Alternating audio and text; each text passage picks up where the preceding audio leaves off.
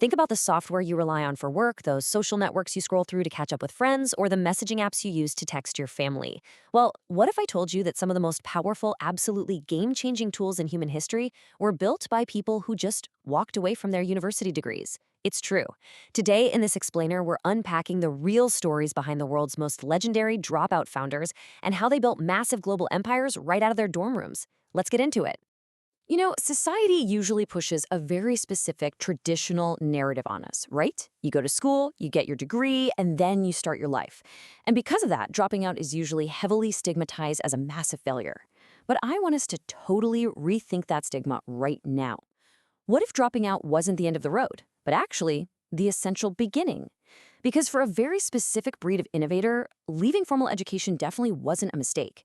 It was the absolute necessary catalyst for making a global impact.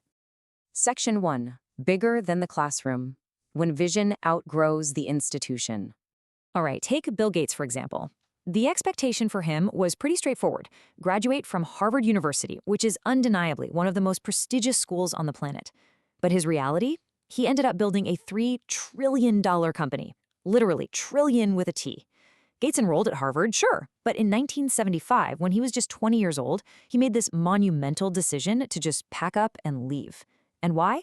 Simply because he had this burning, driving vision of putting a computer on every single desk in the world. Now, when Gates actually made this decision, his friends genuinely thought he was making a huge mistake. I mean, walking away from Harvard? That sounds completely crazy to most people. But here is the crucial takeaway. Bill Gates didn't drop out because he was failing his classes. He dropped out because his vision was literally bigger than his classroom. His ideas were just way too massive for a traditional academic setting, and that vision demanded his absolute full-time attention. And we actually see that exact same tension with Mark Zuckerberg. Again, the expectation, finish a degree at Harvard.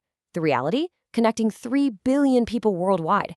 Zuckerberg was only in his second year when he built this little social network right from his dorm room.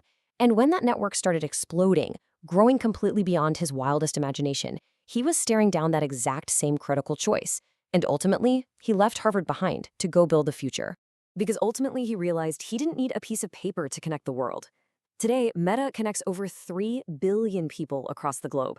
To put that into perspective, that's almost half the planet. This massive, unprecedented scale is living proof that formal credentials just aren't a strict prerequisite for creating something with true global reach. It was the vision and the relentless execution that truly mattered.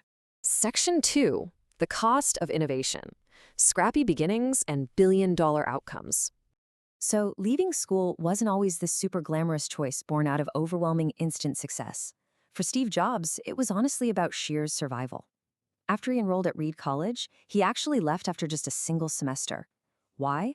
Simply because he couldn't bear watching his working-class parents spend their entire life savings on his tuition. From there, his path was incredibly scrappy. We're talking sleeping on the floor of his friends' dorm rooms, returning glass Coca-Cola bottles just to get the 5-cent deposits to buy food, and auditing calligraphy classes purely out of curiosity, just sitting in the back without actually being enrolled. But here's where it gets really amazing.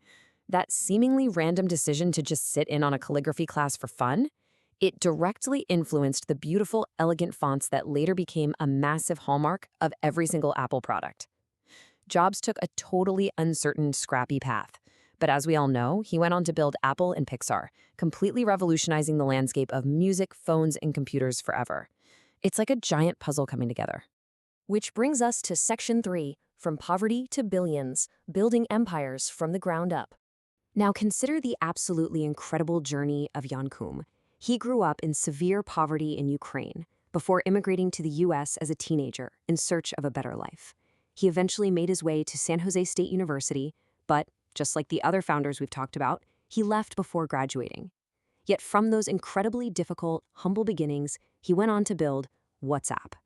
2 billion. That is the number of people who use WhatsApp every single day. And crucially, this includes millions of Ethiopians who rely heavily on the platform for their daily communication and for running their businesses. Think about that for a second. A tool built by a dropout who grew up in absolute poverty has literally become essential daily infrastructure for the entire globe. And Koum's phenomenal success culminated in this massive, jaw-dropping acquisition, $19 billion. That is the unbelievable amount Facebook paid to buy WhatsApp. It is just wild. from poverty in Ukraine to dropping out of San Jose State to creating a $19 billion empire. At this point, the pattern is just undeniable, right? I mean, even Evan Spiegel launched Snapchat while studying at Stanford, which is undeniably one of the absolute best universities in the world, only to drop out before graduating so he could run his company full-time. And today, his app reaches millions of people everywhere. All right, let's wrap this up with Section 4, Lessons for the Next Generation. What this means for Ethiopian innovators. When we look back at all these incredible stories together, a super stark contrast emerges. Look at this. On one side, you have some of the world's most elite institutions left entirely in the rearview mirror: Harvard, Reed College, San Jose State, Stanford. But on the other side, the absolute dominance of the global empires built in their place: Microsoft, Meta, Apple, WhatsApp, Snapchat. These founders, they didn't let the traditional path limit their potential. And that means something very, very specific for Ethiopian innovators, and really anyone around the world who is watching this explainer right now, looking to build the future. So I'm going to leave you with this question. Is your vision big enough to outgrow the classroom? Because these stories, they aren't just history. They're a blueprint. They show us that true innovation sometimes absolutely requires leaving the safety of the expected path. So look at your own ideas. Look at your own projects. Are you ready to build the future? Keep learning, keep building, and I will see you next time.